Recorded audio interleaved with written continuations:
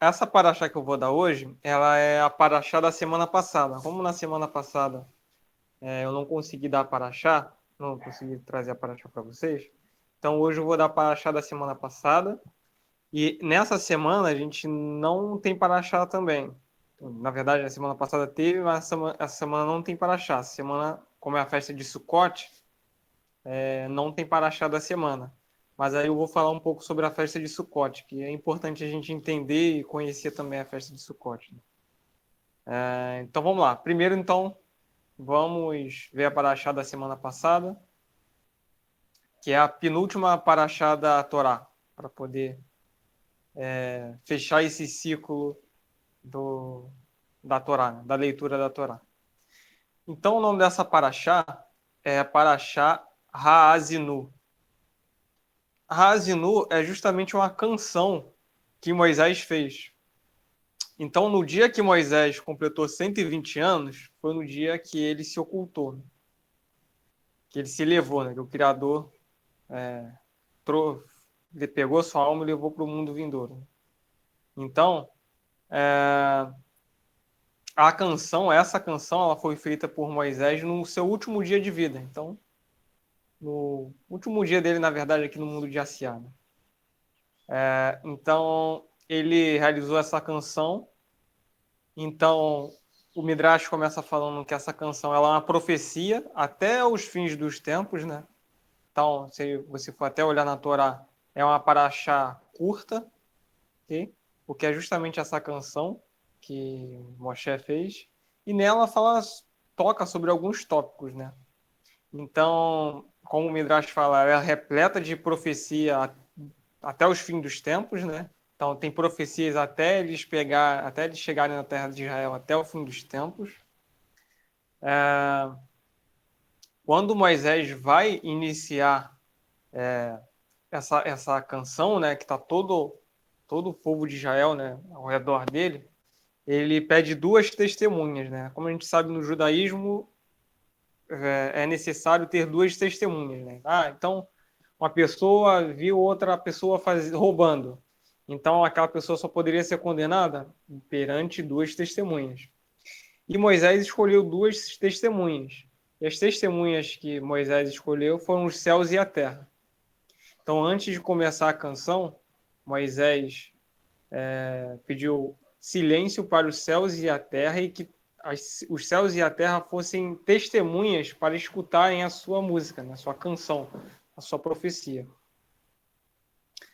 E Moisés já começa falando, né? Bem-aventurado o ser humano que tem a natureza sob o seu controle. Então, como Moisés ele era uma pessoa extremamente elevada, né?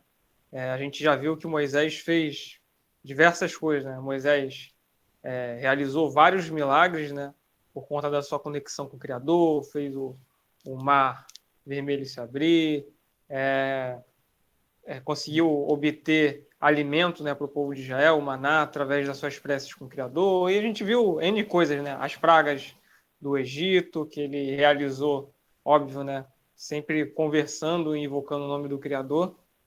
Então ele começa falando justamente isso na sua canção, né? Que bem-aventurado é o ser humano que tem a natureza sob o seu comando. Como Moisés era extremamente elevado, né? Já estava praticamente em fusão com o Criador. Ele tinha o Criador como fosse um amigo íntimo dele. Então a natureza, quem controla a natureza é o Criador. Se ele tem uma conexão grande com o Criador, então o que acontece? Acontece que ele consegue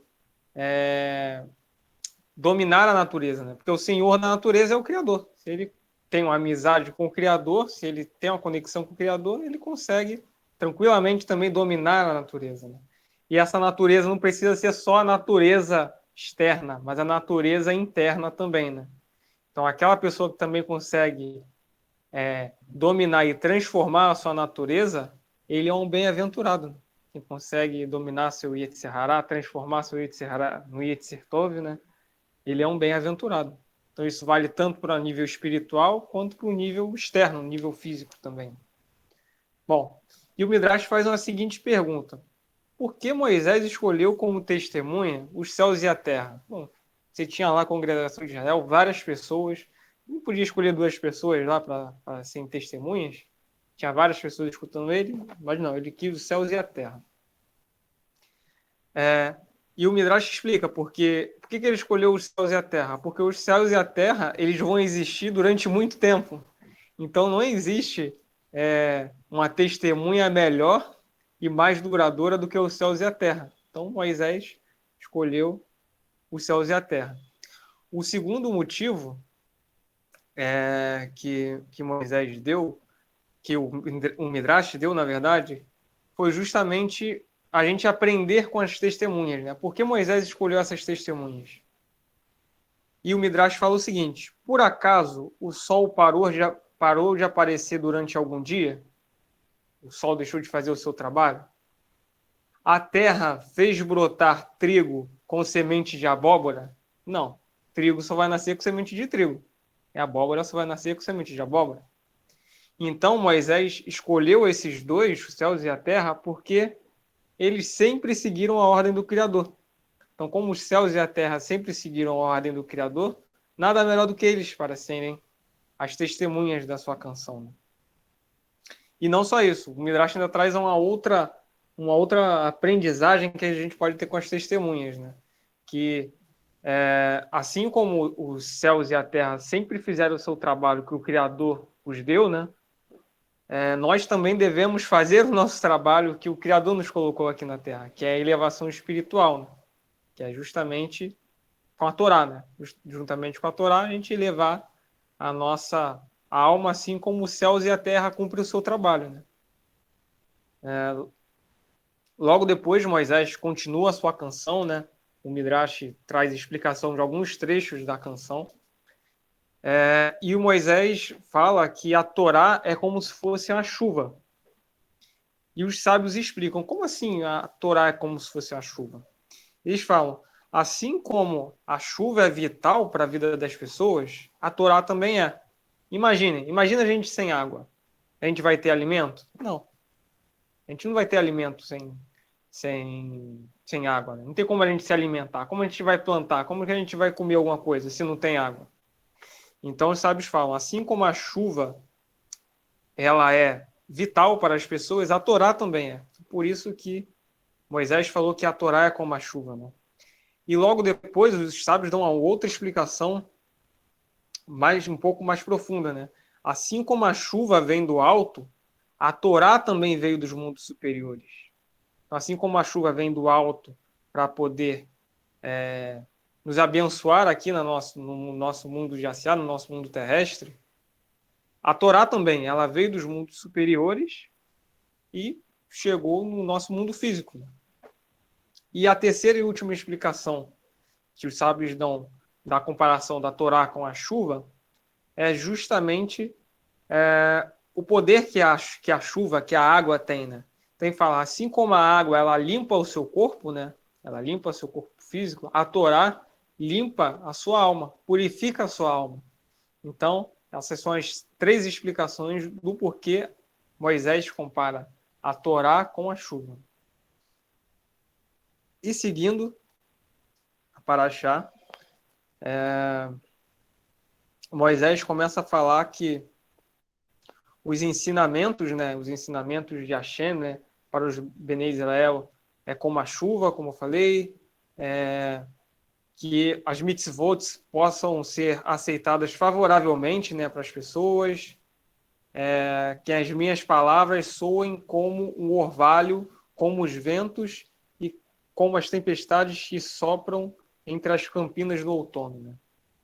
Então, o Midrash traz então uma outra explicação para esse termo. Né?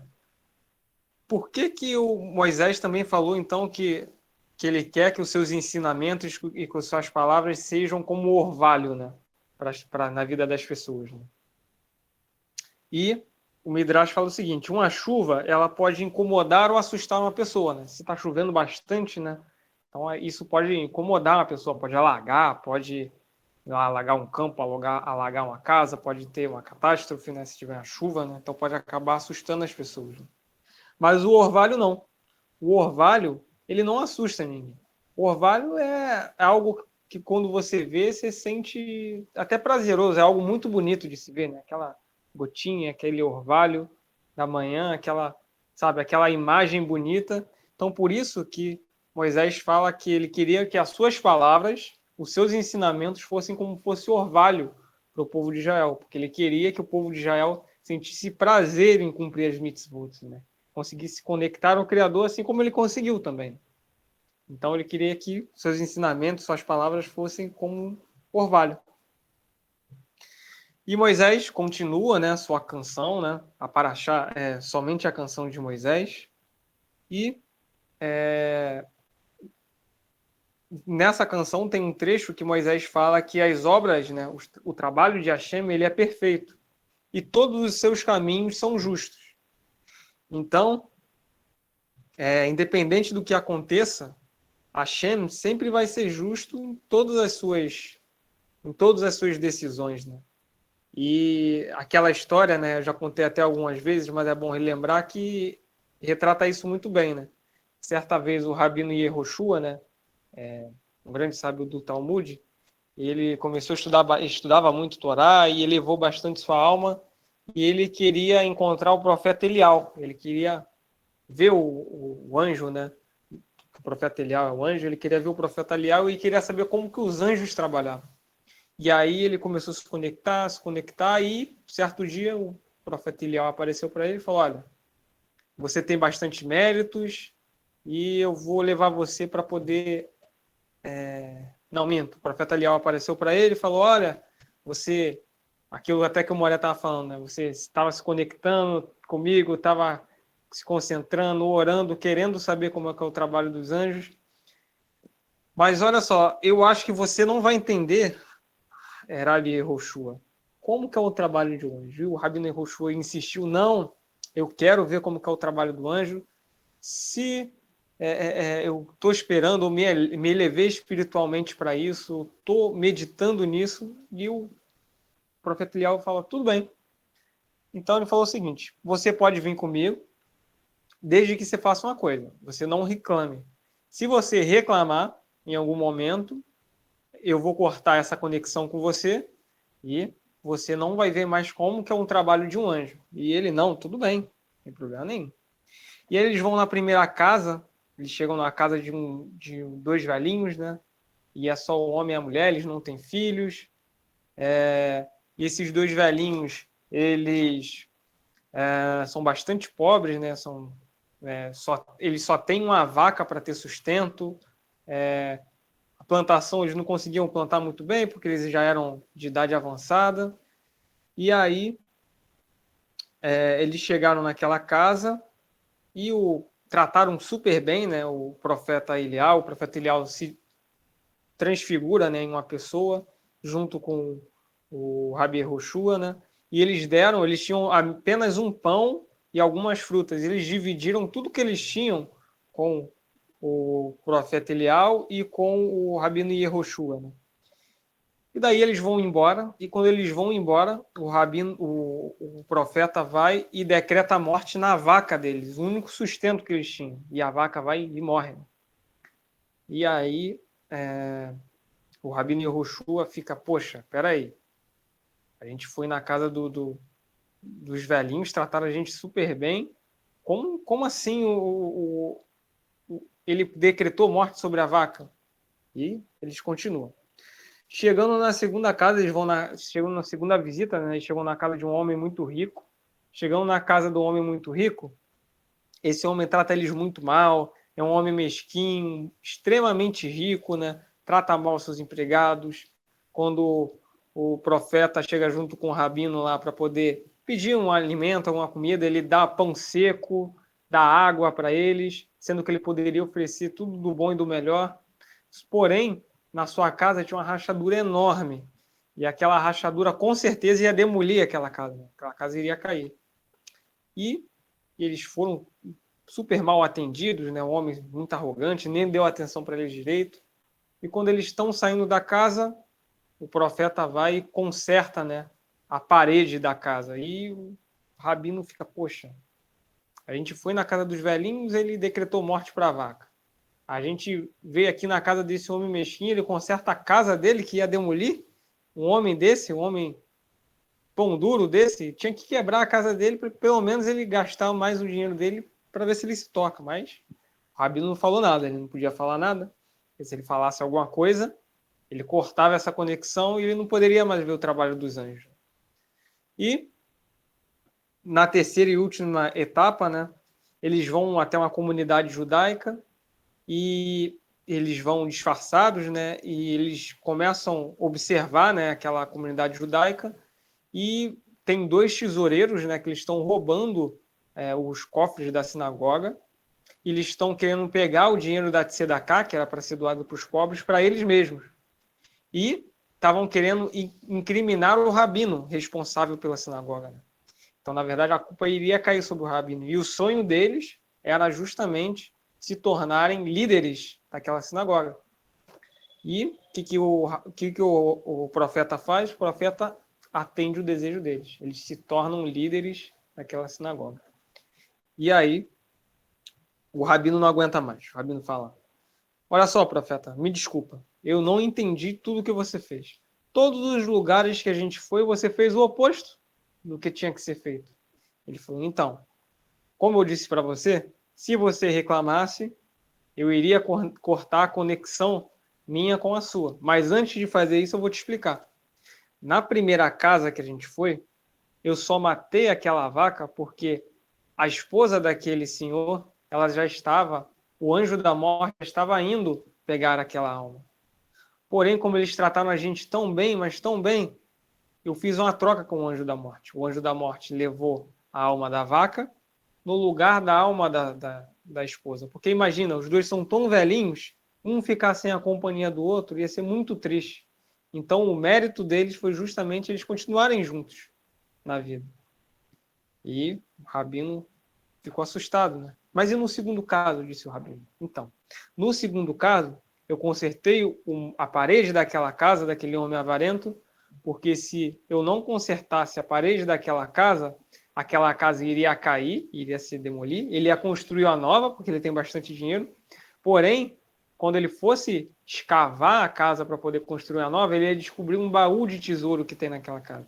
E aí ele ia se tornar mais arrogante, mais avarento. Então, por isso que eu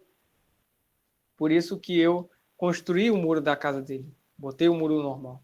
E no terceiro caso, por que você deixou que os tesoureiros corruptos, né, se tornassem líderes da sinagoga? Ele falou, por quê?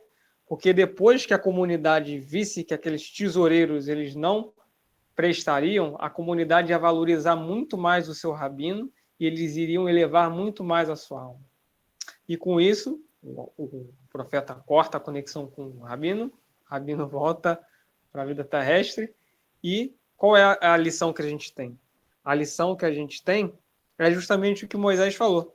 Todas as obras, todos os caminhos que Hashem chega são perfeitos, são justos, são amorosos. Todos os caminhos que ele vai tomar na nossa vida, na vida do mundo, na vida geral das pessoas, são decretos doces, né? A Hashem não dá nenhum decreto negativo para ninguém, só decretos doces. A gente que não consegue captar e entender a justiça e o amor de Hashem, mas tudo que ele está fazendo é por amor aos seus filhos, tudo.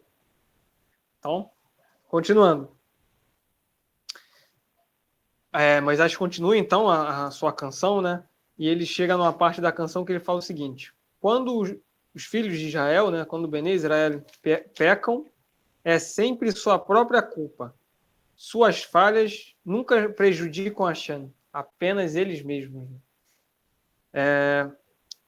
Porque pode ter algumas pessoas que acham, eu vou prejudicar a Hashem, eu vou fazer mal. Então, quando você faz mal, você só prejudica você mesmo. Você só prejudica a sua alma. Você nunca vai estar prejudicando a Hashem. E o mais importante, né, quando Moisés fala isso, as nossas transgressões são nossas culpas. Não adianta você querer, eu errei por conta de fulano, por conta de ciclano, por conta de beltrano. Não, você errou por conta de você. E acabou. Assume sua culpa. Entendeu? Ninguém está forçando você a errar. Você errou porque você errou. Você aceitou aquela situação.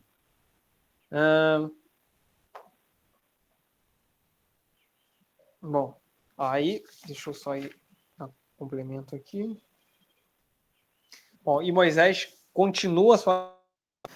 que os filhos de Israel se tornariam, ficariam gordos e ricos e arrogantes. Isso também está acontecendo. Depois a gente pode ver, né? Vamos lá. William, teu som tá ruim. Teu som tá ruim, William.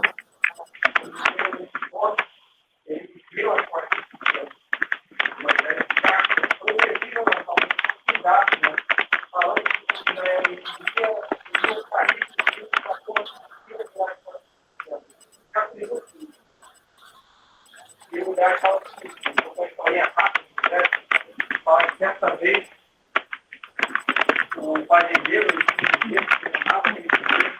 ele orgulhou aquele bezerro com os melhores alimentos que ele podia dar para aquele bezerro. E quando ele foi tratado do bezerro certo dia, o bezerro deu um coice nele. E ele fala assim, meu Deus, esse coice não machucou tanto. De onde esse bezerro tirou tanta força? Esse bezerro ele responde para ele. Eu tirei força da ração que você me deu. Então, é mais ou menos isso que o Moisés está tirando. Às vezes a gente fica aflito, a gente se acha alto, a gente acha que está acontecendo, que aconteceu isso, ou aquilo, não sei. Fala, William, tá um barulho muito ruim. Tá ouvindo? William?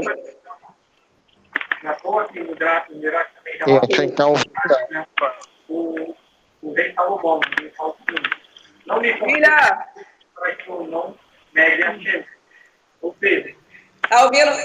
se for para eu ficar Tá ouvindo a gente? eu prefiro não ter que Não tá ouvindo. William. Tá ouvindo, William? Oi, tá muito ruim. Tá com barulho. O teu fone aí deve ter dado algum tilt aí, porque nós não estamos escutando bem, tá sumida a tua voz, tá confusa. Vocês estão me escutando? Agora você falou, Tá mais perto do corpo. Uma interferência. Tem que repetir. Estão escutando agora? Então, Aparentemente agora, tá melhor. Qual parte que vocês não entenderam? Que eu vou voltar aqui agora. Tem uns 3 minutos aí, pior que não sei onde que ele começou a fazer barulho. Você na hora que você mudou, você saiu da história, que você conta a história de Eliarro, começou a dar essa interferência no seu fone. Tá, então quando eu terminei a história do Talmud, né? Tá, então vou continuar depois da história. Então tá. Então, o que acontece? Depois que eu contei a história, né, do Rabino Yehoshua, Moisés fala que o Bnei Israel, né, os filhos de Israel, eles iriam ficar gordos e ricos. E eles iriam virar as costas para o Criador, né? Então, e justamente foi o que aconteceu, né? A gente consegue ver isso no Tanar, né? Depois de um tempo, os judeus, né, o povo de Israel fica muito rico, né? Eles têm boas plantações, conseguem viver muito bem, porém, eles viram as costas para o Criador. E Moisés está justamente já prevendo isso, né? E ele fala o seguinte, o Midrash conta o seguinte, né? Uma história que certa vez um fazendeiro, ele amava muito um bezerro e ele começou a alimentar esse bezerro com as melhores rações que ele tinha, né? Então o bezerro ficou grande, ficou forte, né? E certo dia ele chegou para poder mexer, né? Para poder tratar desse bezerro, e o bezerro deu um coice nele tão forte que ele voou para trás e falou, nossa, quando que esse bezerro ficou tão forte assim? E o bezerro respondeu, eu só fiquei forte por conta da ração que você me deu. Ou seja, o bezerro virou as costas para o fazendeiro. E quem deixou o fazendeiro forte, quem deixou o bezerro forte foi o fazendeiro. E o Midrash fala justamente isso, que isso é do ser humano, né? Não é só algo que acontece com o povo judeu, né? Na verdade, a maioria dos seres humanos são assim, infelizmente, né? Mas a gente está mudando. Que quando a gente fica muito rico, quando a gente tem muitas riquezas, a gente pode ter uma tendência a se virar para o Criador, porque a gente pode achar que nós somos autossuficientes. Mas a gente esquece que a gente só tem isso porque o Criador nos deu isso. Quem deixou você ficar rico? O Criador. Ah, eu sou um investidor e eu ganhei muito dinheiro na bolsa. Você só ganhou porque naquele dia, naquela oportunidade, tudo aconteceu porque o Criador quis. Ah, eu passei no concurso e estou ganhando muito dinheiro. Você só passou no concurso, conseguiu fazer aquela prova porque você estava bem disposto, porque o Criador quis. Ah, eu consegui um emprego muito bom. Você só passou naquela entrevista e só foi selecionado, isso, aquilo, porque o Criador quis. Entendeu? Então, nós não devemos nos vangloriar, né, pelas coisas físicas que nós conquistamos, e sim pelas nossas conquistas espirituais, porque essas sim são nossos méritos. Né? E essa etapa, né, dessa frase que Moisés fala, o Midrash termina falando na frase do rei Salomão, né, que ele fala o seguinte, o rei Salomão: não me concedas riquezas para que eu não negue a Hashem. Ou seja, o rei Salomão já falava, né? Se for para eu ficar rico e virar as costas para Hashem, é melhor eu não ficar rico. Não quero esse dinheiro. Porque o mais importante para mim é a conexão com o Criador. E vamos continuar, então. E o Moisés fala que ele prevê, né, cantando a sua música, né, sua música que é uma profecia, ele fala que as frutas de Israel serão do tamanho de um rim de um touro. Então, serão frutas enormes.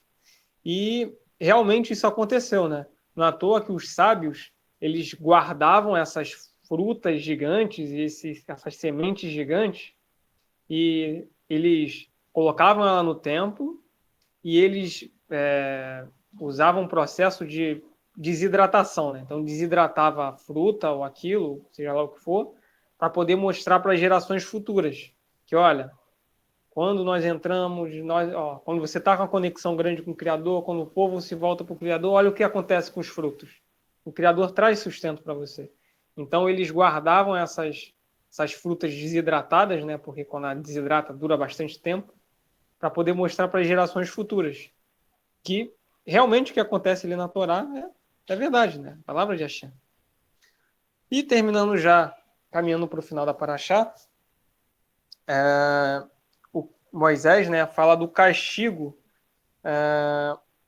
para aqueles que prejudicarem os filhos de Israel e a missão de Israel. Né?